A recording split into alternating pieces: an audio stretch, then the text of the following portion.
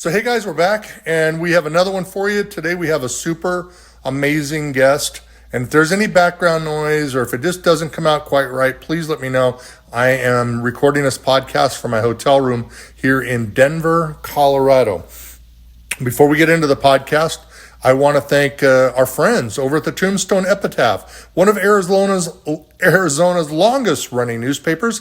You can subscribe at tombstoneepitaph.com. I urge you to do so. It's about $25 a year. And then if you really want to go all out, pay the $60. It saves $15 overall, and that's for 3 years. But if you want to pay year to year, do the $25. They have amazing articles and pictures, and it comes in a newspaper format where if you're out flying or you're driving or you're traveling, you can open up that newspaper and read it at any time. I absolutely love it. And that is over at the Tombstone Epitaph.com. I want to thank my second family at the Wild West History Association at wildwesthistory.org. And this year, Roundup 2024 is at Fort Smith, Arkansas. And you're going to want to go to that. But if you can't make it, no problem. Head over to wildwesthistoryassociation.org and join and become a member. And they even have the journal now in a digital format. You can join for $60 and you can get if you live overseas or in Australia or wherever, and shipping is a big pain in the rear, then you can get it, the journal in a digital format, and that's for about $60. So go to wildwesthistoryassociation.org. And our new friends over at the BTK Coalition. That means everything Billy the Kid. If you love Billy the Kid, go check out btkcoalition.com. Really a great group to join. $35 a year, and you get a journal and some amazing artwork. And if you're into Billy the Kid swag, they've got shirts and they've got hoodies. Go over there and join that group. They've got so much going on. And go check out the website at btkcoalition.com. So today is a really special podcast for me. Today we have Mark Boardman on the phone. And Mark Boardman is, in fact, the editor of the Tombstone Epitaph. But I want everybody to know why nearly every podcast, I have mentioned the Tombstone Epitaph. Now, Mark and I did our very first podcast together back in May of 2021. So this has been going on for a while. And if you guys have been listening for a while, you've been hearing me do this front roll about the Tombstone Epitaph. In fact, I can do it in my sleep. I can close my eyes. I can get it right out. I know the website by heart, the pricing by heart. But that was because of Mark. So in the early days of my podcast, I was reaching out to writers and historians and saying, hey, this is Mike. I've got this podcast called Cochise County Travels. I would love to interview you. This is the basis of it. And a lot of them, almost all of them were saying, no, thank you. Hey, we're not interested.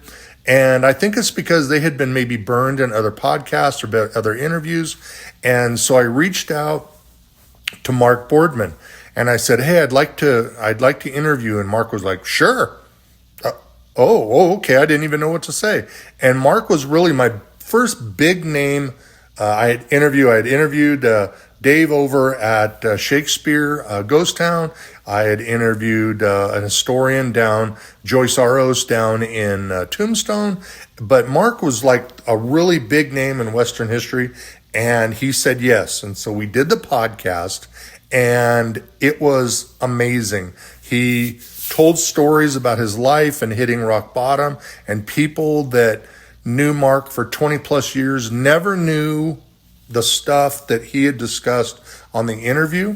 And I remember the interview was over and I said, do you want to edit that out? And he's like, no, I want to leave it in. I think it's time. And I said, okay. And all of a sudden, all the people that were saying no to me started saying yes. They heard Mark's interview, and all the writers and historians and researchers that originally said no said, oh, I get it now. An unedited podcast done in a live format. I will absolutely do your podcast. And since then, we're over 108 podcasts. That's almost 108 hours of listening from John Bosnecker to Bob Bosbell, Peter Brand multiple times. I mean, I could go on, Linda Womack, and just people, just amazing people. And it really started with Mark. So one of the ways, actually the only way that I could pay back Mark was to do a front roll and an end roll about the epitaph. And that is my way of every time I do the front and end roll is my way of saying thank you, Mark Boardman, for saying yes on a complete stranger he had never met and saying yes and doing this interview. And then it just took off to where we are today. So welcome, Mark. How are you, sir? Thank you. Thank you. I am well, but I am not a big name.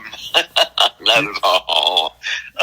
I'm glad it has worked out because you had 3 years ago when we started, you had a great idea, and it seemed to me that you knew what you wanted to do with it, and that was part of the reason that I said, sure, why not? And you've just proven out over the 3 years. A lot of people said yes since then, but I think it was as much because they heard what you were doing, and the light bulb went on, and yes, this makes sense. I can speak about things that I know about, and maybe reach some audience members who'd like to read a book or whatever. So I think really most of the credit goes to you in presenting things the right way that first time. Well, and I appreciate that very much, but it still took you to say yes. And here's a little funny story about when I met Mark. So I had texted Mark, and because I found out Mark was going to be down in Tombstone at a TTR, the Tombstone Rendezvous, and that is like the West Coast, Western region get together, much like gosh, what am I thinking about? It's like WWHA. In fact, it's WWHA has a segment there for folks, a sort of a short version of what they'll do in Fort Smith this year.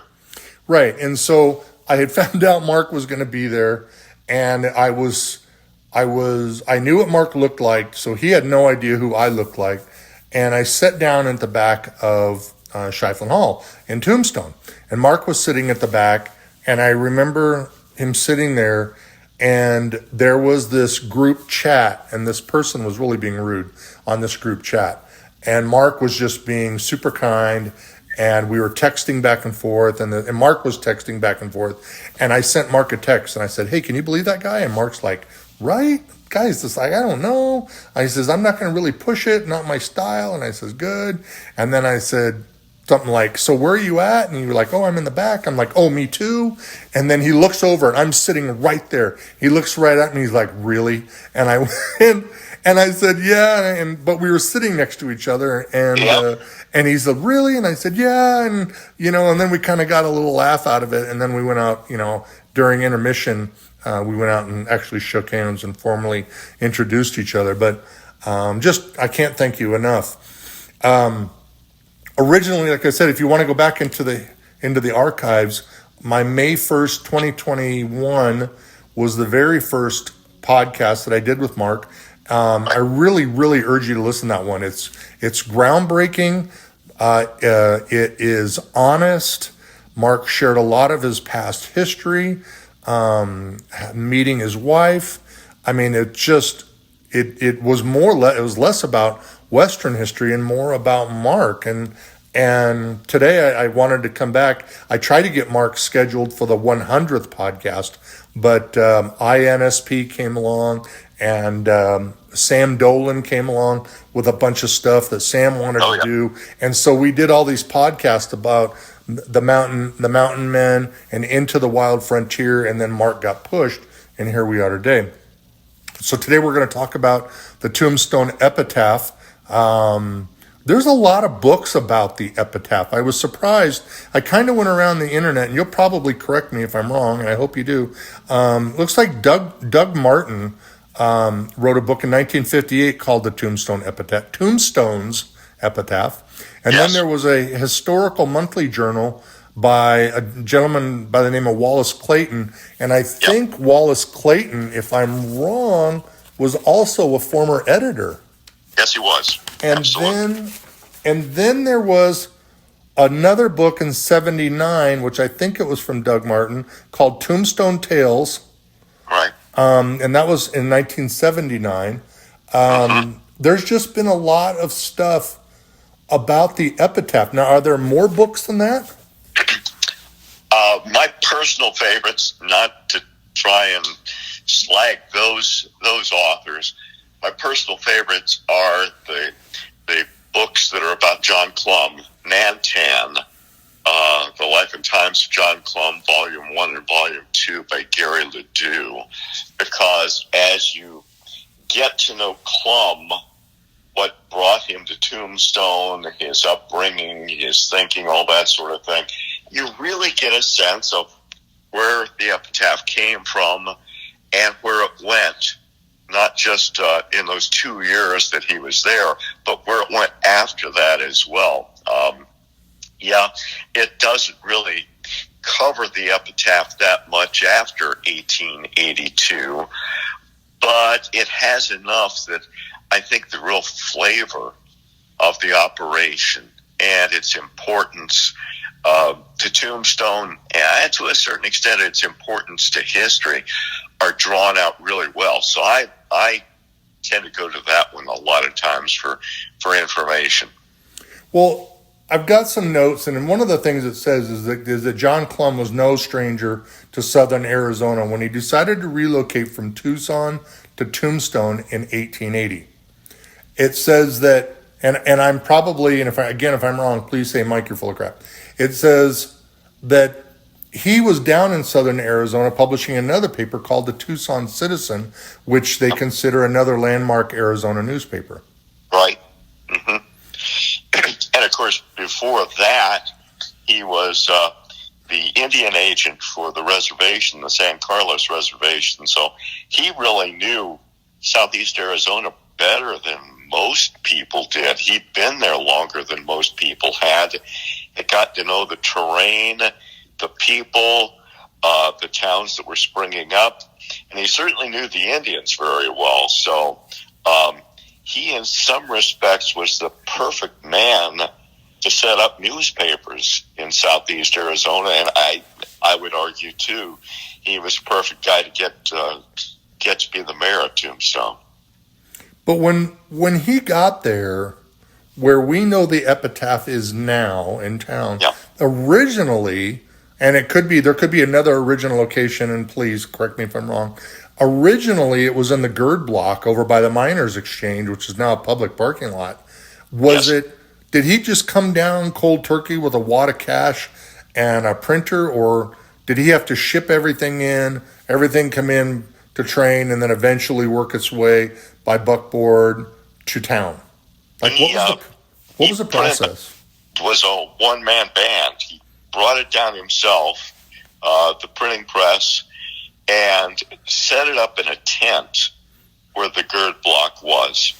And so it was just off of Fremont Street. It was just in back of where those buildings were when they were still standing. And he had that there for 6 months or so approximately inside that tent until the Gird Block was finished. Then he basically just took down the tent, moved everything up a few feet, and put it inside the building and kept going from there. Of course, by the time the Epitaph had actually moved into its formal building, Clum had become one of the most influential citizens in the place. He'd already established a strong foundation, even if he didn't have a building to work out of. I read that it says that he was inspired to call his newspaper the Epitaph because he says that he wrote an epitaph and not a newspaper. What was the reason for him naming his paper the Tombstone Epitaph? Because he was a card, because he had a good sense of humor. He was a very literate man. He was well educated. He'd had some time in college, And he just thought it would be funny as all get out to name the town newspaper, or one of the town newspapers, the Epitaph. I think it was pure and simple that. Did he know that it was pretty strange? Absolutely. He would have been aware of that all the way. But, interestingly enough, partly because of the name, not entirely, but partly, the Epitaph has gone down in history.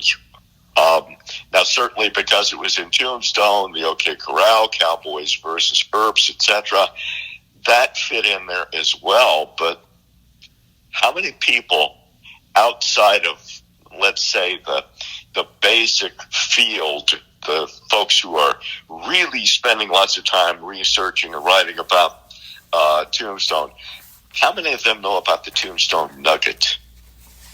Probably not as many as who have heard about the Epitaph, because it's a different name. It's unusual. It sounds weird. It's a joke. So I think it strictly came from John Clum's sense of humor. And he thought, boy, this will be fun. It'll stick in people's minds. And it did. The paper itself, and I don't know this, but I'm just, again, what I'm reading.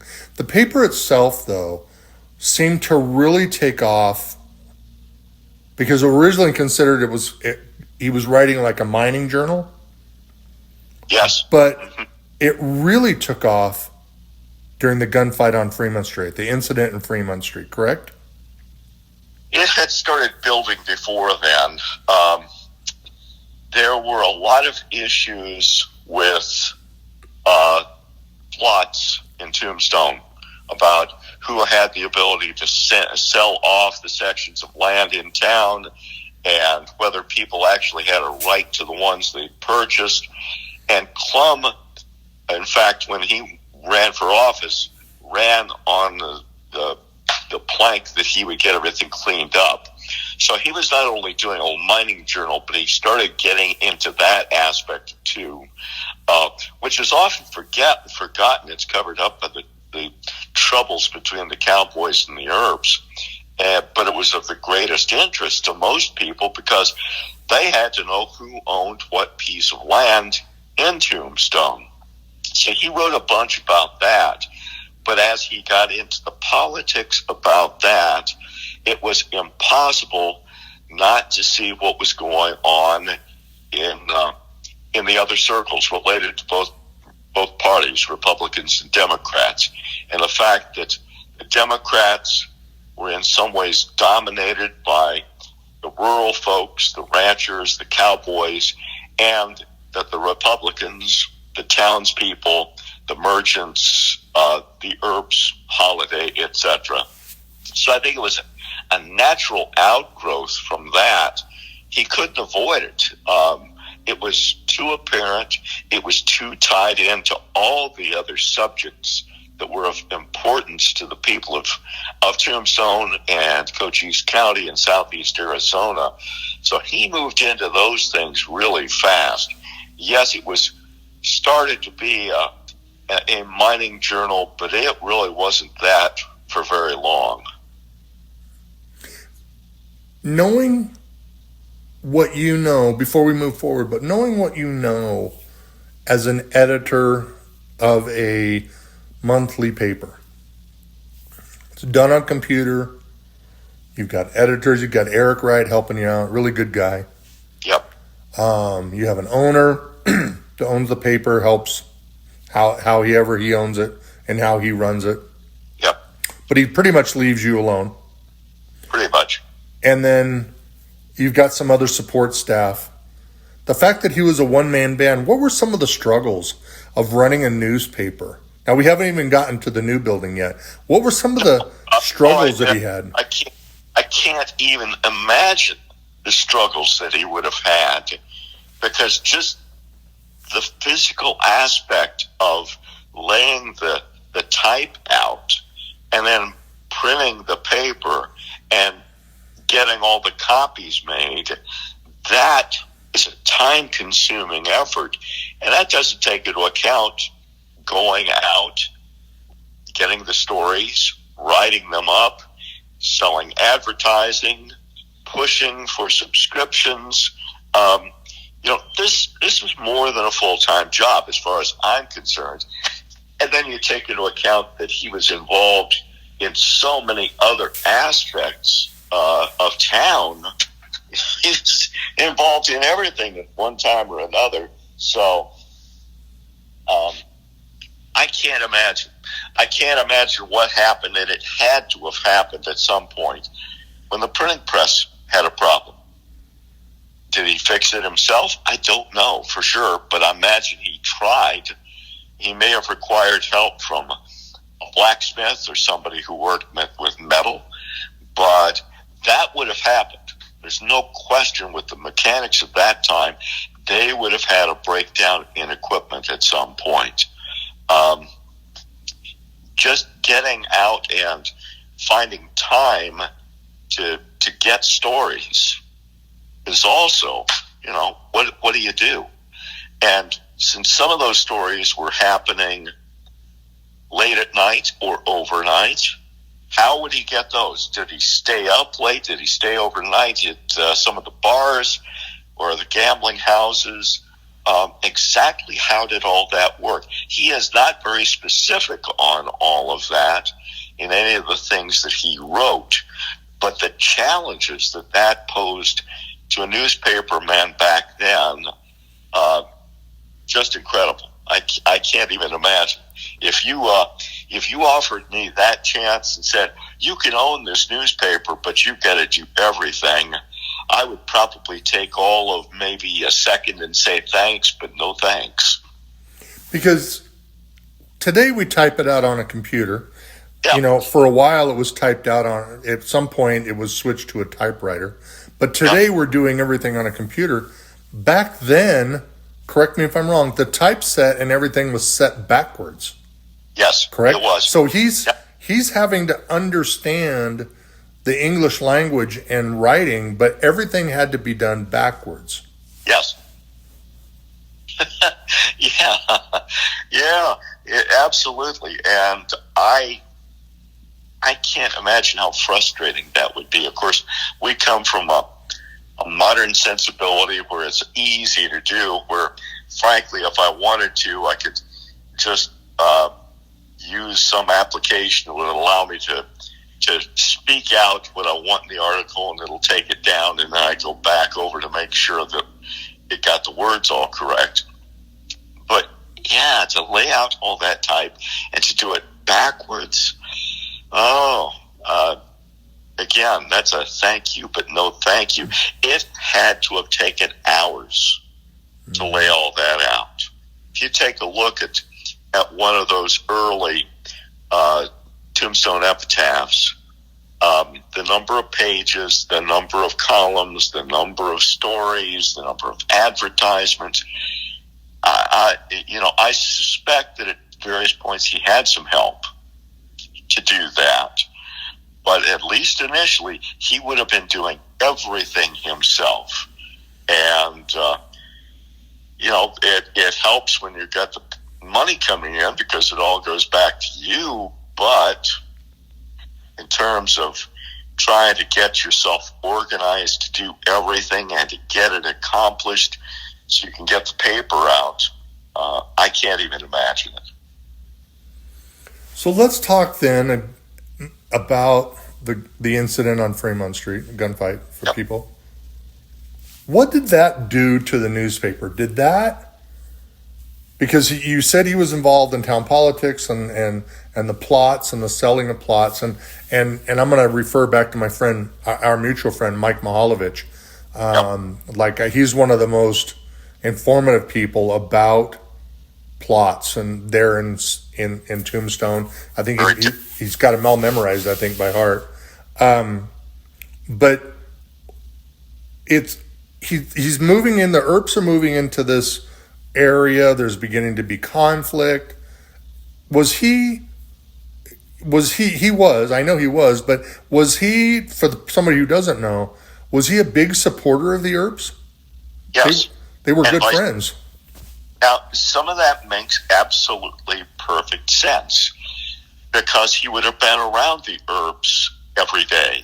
He would have seen them on the streets. He probably worked with them on stories and other things. The cowboys came in and out of town. So, he would have seen them infrequently. He wouldn't have worked with them nearly as much. Plus, because Clum was a Republican, he would have associated with other Republicans there in town. And when it came down to it, that was the Earps, and Holiday, and all of those people, as opposed to the cowboys. And that natural friction that occurred between those two groups, because of all the differences that they had, I'm sure that Clum was not immune to that. He probably came to view the cowboys as being, at the very least, nuisances, and probably bore, as time went on, as being absolutely dangerous to the safety and welfare of the entire area. So, yeah, I think he naturally and proximity-wise would have been drawn to the Earps, and was drawn to the Earps. So when the OK Corral happened, the gunfight happened, he was there to cover it. Had they moved, because I don't know, had they moved to the new building yet, or were they still at the Gird Block? They were still in the Gird Block. They didn't move into the new building until 1927. Oh, wow, I'm way off. What Clum says about his day on October 26th is that he was out roaming the streets, mostly.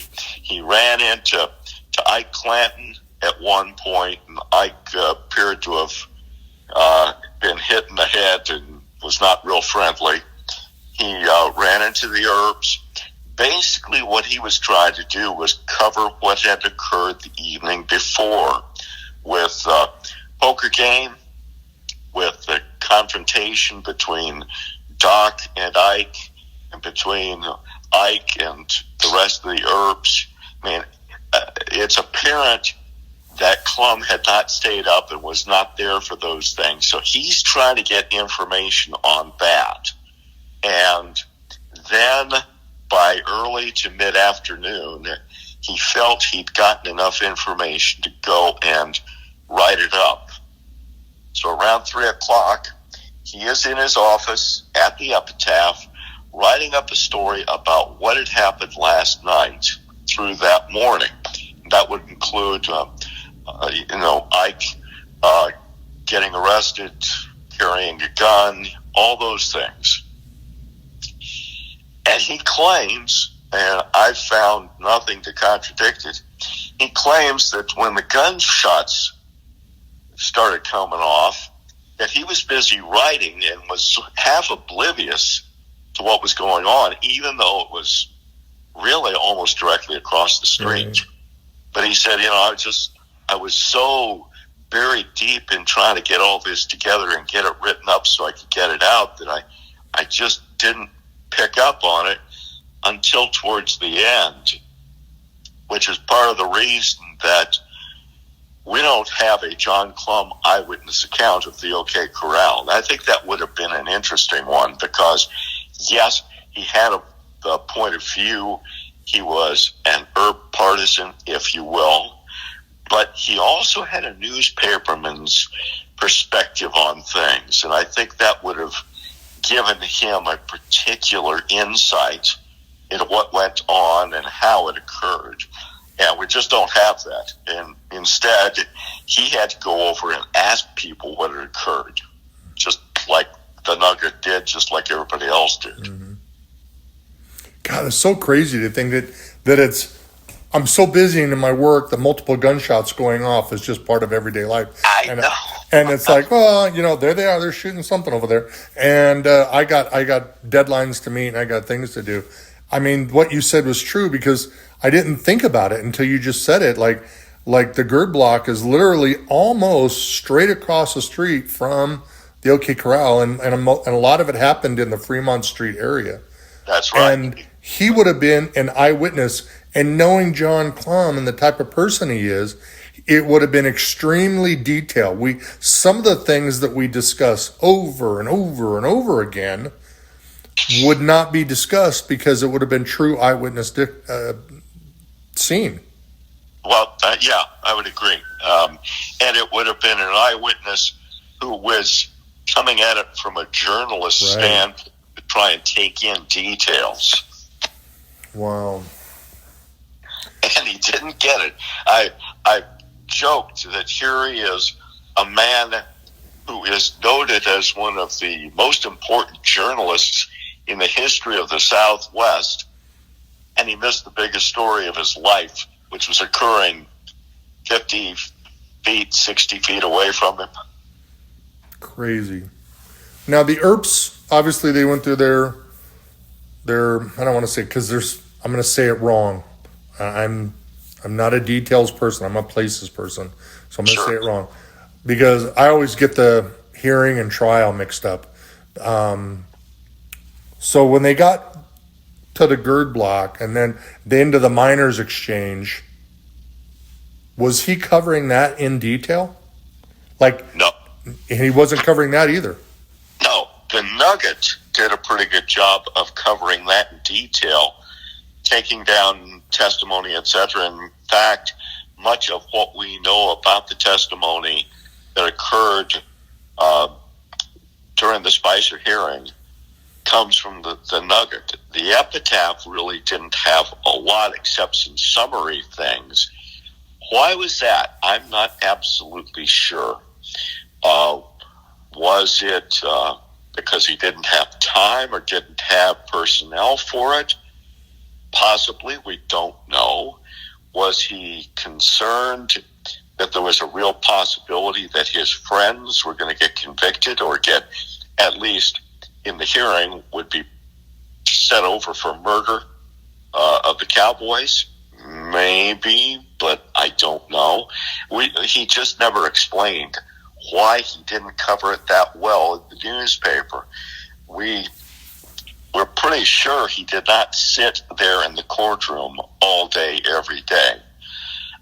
We think that he may have had some other people that helped him out with some of that, although we don't have any names. Sort of freelancers who knew how to write, maybe had a college education or at least high school, and were able to at least get things down on paper. But we don't know the names of those folks if he did it. We don't know a lot of things about it. It just it's incomplete, and as a result, the coverage of the hearing from the Epitaph standpoint was also incomplete. So when the Earps left, and eventually left, Clum followed closely behind, correct? Or within reason, did he leave as well? Was it pretty quick? It was about the same time. Pretty quick. Now, not necessarily because they had left the area, but remember when he was a passenger on the stagecoach that got robbed, and he believed that the outlaws, Cowboys, were out to kill him. He decided he better get out of town, and so he sold off the Epitaph, and this was 2 years, pretty much to the day that he started the newspaper, and he got out of town. And yes, he went over to California. The Earps, well, Wyatt, of course, didn't go directly to California. Right. Instead, he went to New Mexico and up to Colorado. But there were a whole lot of people from Tombstone that had already moved over to California because the pickings seemed a lot easier and potentially more lucrative. So it wasn't like Clum was walking into something he didn't know. But, I think in some ways it was ironic, coincidental, that he left at about the time that the Earps left. I didn't know if there was maybe a correlation between the two? Like, they're gone, I should be gone too. He may have had that thought, but I think that would have been secondary. I think his thought was much more along the lines of the Cowboys, I think they just tried to kill me. Right. My whole stagecoach. They won't give up. I just got remarried. My family at risk. I've got to get out of here. And I think he might have felt that way even if the Earps were still around. Gotcha. So who ended up then buying the Epitaph after Clum sold it and left for California? Basically, it was the Nugget people. The opposition ended up buying the Epitaph, and which seems to have had no problem with Clum. He was a businessman. He was an entrepreneur like so many other people, and he wasn't so principled in his politics that I think he was waiting for somebody who thought exactly like he did, some Republican who would just take over the Epitaph and take it where he wanted it. No, he wanted the money and he wanted to get out of there. And if they were going to offer him the money, great, give me the money, I'm out. And then knowing that Clum left for California, as you said, where did he go? What was his continuation? Well, he was over at Santa Clarita, and he did some work for the government, but he wasn't away from Tombstone for that long. Within a couple of years, he'd made his way back to Tombstone. Of course, by this time, things had really settled down a great deal, but the town was in trouble. With the mines and the water problems, it was in trouble. And Clum tried to come back to take over again, basically to become a power man, and they wouldn't give him his old positions. They did let him work at the post office. He became a police judge. He had some jobs like that. And it is believed that as a freelancer, he wrote for the Tombstone Epitaph, although we don't know that absolutely for sure, but it's believed that that was the case. But the opportunities for a man in Tombstone were pretty much gone because the town was on the decline. So he lasted there another year or so, and then that was when he started working more with the post office in Washington, with an association that really lasted the rest of his life. So when the Epitaph then sold to its competitor, how long, because I really don't know, how long did they own it? Did it eventually become in like disrepair? Was it closed down and then started back up again? Or had it been running continually? Because it is one of Arizona's longest running newspapers. Yeah. It's a very convoluted story that at times it was merged with other papers. At times it was made a weekly. At times it was made 3 times a week. All kinds of things happened. They're trying to figure out a way to make it, if not profitable, at least to break even. And it was getting harder and harder to do in a town that's on decline. So you look over the next 10 years between when Clum sold it in 1882 and, say, early 1890s, and it's all over the place in terms of who owns it, who publishes it, who is the editor, how frequently is it put out? Is it more of a Republican paper? Is it more Democrat? Does it become a mining journal again, which it did in a couple of cases? That in and of itself is a story that, unfortunately, all the details would probably be pretty boring if you put it down. Yeah, but it's still an historical place, an historical site, and It is. Absolutely. So you had mentioned that the newspaper had moved to its location in the 1920s. Was it Yes. always in the GERD block? Because the GERD block came, or did it go from the GERD block? Because I really don't know. Was there an interim location?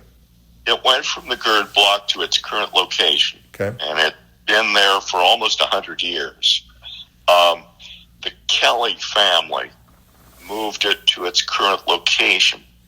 There were two William Kellys, father and son, and they sort of co-owned and co-published and co-edited the newspaper. They were town boosters, let's put it that way. They were entrepreneurs who wanted to find out if Tombstone could come back and if there was money in helping Tombstone come back.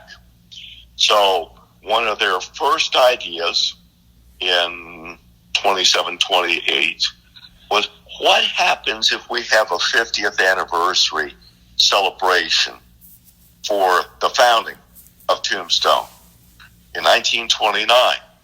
And we get all these old timers to come back. We'll probably have to get them to come back from California or wherever. We'll have parades, and we'll have shooting reenactments of the street fight, and just have a grand time. So they were the ones that came up with the idea of El Dorado, and they were the ones that put most of their own money into that first one just to see if it would work. It did.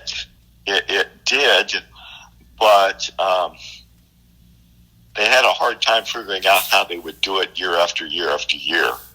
And the Kellys saw other opportunities that seemed a little bit more lucrative and a little easier to get at. So by the early 1930s, they were gone. And I think you'd say pretty carefully that Tombstone, which had set its sights that El Dorado might make it a tourist destination, might help bring the town out of its doldrums, did it for a year, and then everything went downhill again. Mm-hmm. Wow. I didn't know any of that. I mean, I knew some of it, but how the epitaph played a part. As the epitaph continued to age, and it was still being continued to be published. Yes. Were there real lows in the epitaph's history as far as, getting out? Trying to think, it was subscribers, or has it been pretty consistent? We don't have records to indicate if there ever were records. Who knows what happened to them? My guess is that the editors, publishers, owners were less concerned with posterity than they were on just surviving. So as the town struggled, the epitaph struggled. No question about it. You're going to fight for subscribers. You're going to fight for advertising. There are going to be times, I can only imagine how difficult it must have been during World War II that, with a lot of people gone, or a lot of people who were involved in the war effort outside of Tombstone, that it made it really challenging to try and put together a publication that would make a difference in any way, shape, or form, and to find people to read it, and find people who'd buy it, and find people who would advertise in it. But here, I think as went Tombstone, so went the epitaph. And there were times where I think Tombstone was in danger, just closing up shop. Mm-hmm. There just wasn't a reason for it to be.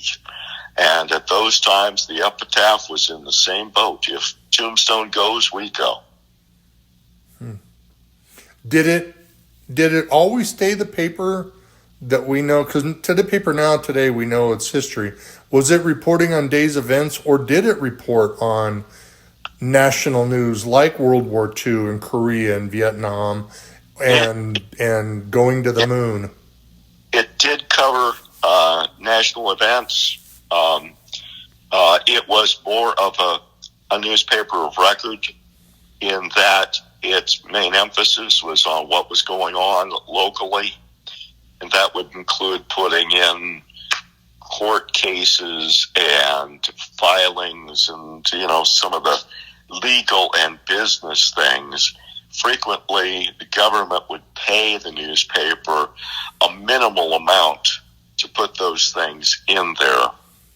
But yeah, as it would have access to other stories coming down from other newspapers or wire services, it would put them in there. There certainly were World War II stories that would have been very important and kept people up to date.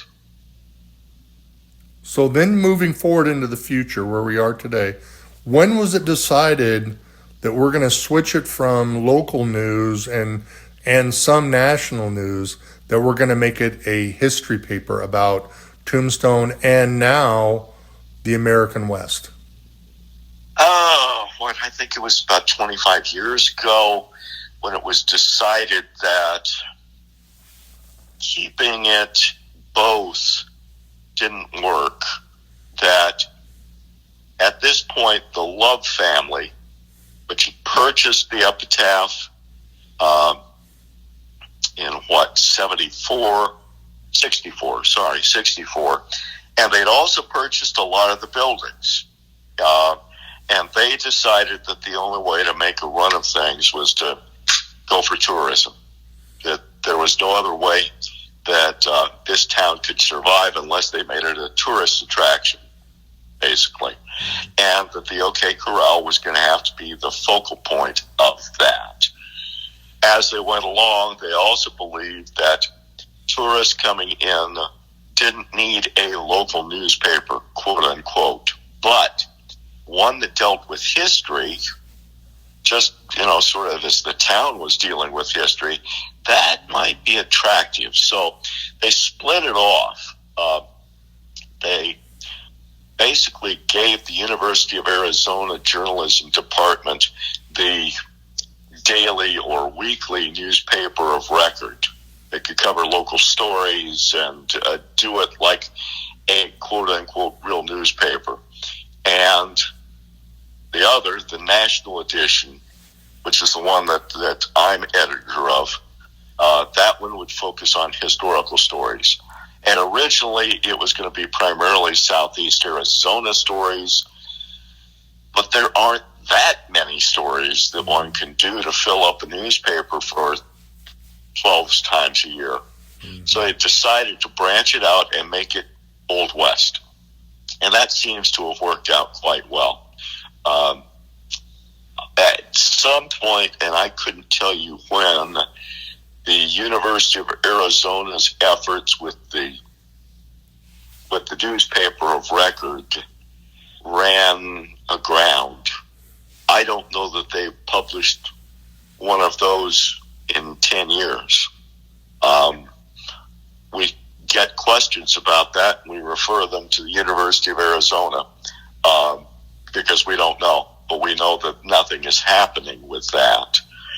But our side of things is going pretty well. Can't complain a bit. We increase our readership and our subscriptions, and we get our name out there, including by sources like your podcast. And, we still have ties to the community in that if Tombstone's doing well, we're doing well, because it's all based on tourism. But we also have ways to cover ourselves in times where it's not so good. Mm-hmm. So you got just a couple of minutes left. You got anything new coming out? Anything new you're working on? Oh, no. It's all old. It's all history. What we do is try to gauge what we have available and go from there. I have more and more people who have come to me over the last couple of years and said, I would like to contribute something to the Epitaph, or I have this idea for the Epitaph. for a feature or a story or a regular column or something. And that includes more and more of the quote-unquote names in the field. We seem to have reached those folks, and they like the idea of having at least a piece that they've written in the Tombstone Epitaph because of the name, because of the legend. And that's allowed us to really expand what we do. We've had a feature the last few months that Roy Young has done about the many faces of various characters of the Old West, and he pulls out of the Bob McCubbin photo collection all these photos. And for July, it's Frank James, so we get tons of photos of him. We'll have photos of Geronimo in August, and people really like that. I think they like to have that visual aspect of things. Our friend James Mills from Australia has been doing a feature on letters from the Old West that give us a flavor of what people were observing and writing about to their friends, or sometimes they were writing to their hometown newspaper about it. And that's pretty interesting, too. Mm-hmm. Those are ideas that came not from me, but from other folks that I highly respect. So the sky's the limit. I think anything is possible, just so long as we can keep connected to those folks. Well, I don't know where it goes, but 51, 52 minutes is up. Of course, I want to thank Mark Boardman again. If you want the original interview that started it all, please go back to May 1st, 2021. It is a phenomenal podcast of a man telling his story, and that is so inspirational. Hitting rock bottom and just coming out on top, and how he became a pastor at a church. And I've actually listened to it a few times because it's just so good. If you want to subscribe to the Tombstone Epitaph, one of Arizona's longest-running newspapers, go to tombstoneepitaph.com, and I urge you to become a subscriber. I guarantee you're going to love it. It's a fantastic paper. I actually have too many sitting on my nightstand that I have to read in between my books, but I always find time. So again, to tombstoneepitaph.com. Our mutual second family with the Wild West History Association at wildwesthistory.org. If you're looking to join a group that is all about Western history and you get together or do some cool events, then I urge you to join that, as well as our friends over at the BTK Coalition at btkcoalition.com. That's all things Billy the Kid. If you love Billy the Kid and you just love that story and what's going on and you want some deep research history, go over and see Josh and the guys over at the btkcoalition.com. As always, you can find the podcast on iTunes, Spotify, iHeartRadio, and if you go over on Apple Tunes, on iTunes, so dumb, Apple Tunes, iTunes, they are doing closed caption. So you can listen to it, and you can also read along with it, especially if you have somebody who's hearing impaired like I am. It really makes it easy to listen in and read along. We have a bunch of podcasts coming up. Please, please, please, if you're over on Spotify, hit that subscribe button. Or if you're on iTunes, hit the follow or subscribe button. It definitely helps me with distribution, and it gets out. As soon as the podcast gets sent and it shows up, you're going to be the first person to know about it, and you'll be able to listen to it hot off the press. As always, Mark, I can't thank you enough for being here, and to everybody out there.